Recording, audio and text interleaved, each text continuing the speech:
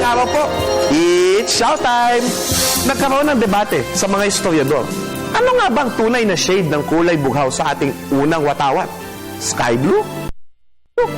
Dumami kasi ang disenyo ng bandila, kaya ipinatupad ni Pangulong Manuel Luis Quezon ang istandardisasyon ng sukat, kulay at disenyo ng pambansang watawat sa pamamagitan ng Executive Order 23 noong March 25, 1936.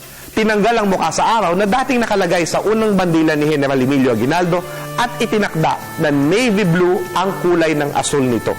Ngunit ayon sa ilang historiador tulad ni Teodoro Agoncillo at Luis Camaraderi, asul celeste, light o sky blue ang bandila. Isa sa mga katibayan nito ang sulat mismo ni Mariano Ponce sa isang kaibigang Hapones kung saan kanyang sinabi, "Blue, color of the sky, means our hope in a future prosperity through progress." The blue color of the sky? Di sky blue. Kaya naman, naglabas ang Pangulong Ferdinand E. Marcos ng Executive Order 1010 noong February 25, 1985 na nagpapalit ng kulay bughaw patungong sky blue. Namatay ang issue matapos ang eksaktong isang taon sa pagkapirma ng utos. Napatalsik si Marcos ng EDSA.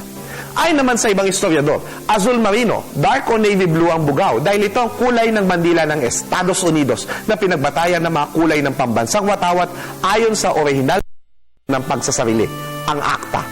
Tila nag-iba rin ang testimonya ni Ponce dahil sa isang sulat niya kay Ferdinand Blumentritt. Gumawa siya ng drawing ng ating watawat at dito makikita na asul as oscuro ang bughaw na nasa kalagitnaan ng light blue at navy blue.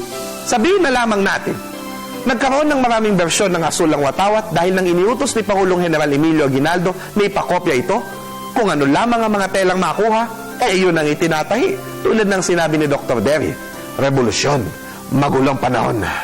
Ngunit, noong 1998, tila tinapos na rin ang debate sa pagkapasa ng Flag and Heraldic Code of the Philippines. Ang blue ay ginawa na lamang royal blue, yung katamtamang kulay lang ng bughaw.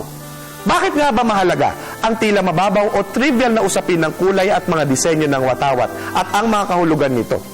Sapagkat ang pambansang watawat, ang sagisag ng lahat ng Pilipino sa buong Pilipinas at sa buong mundo.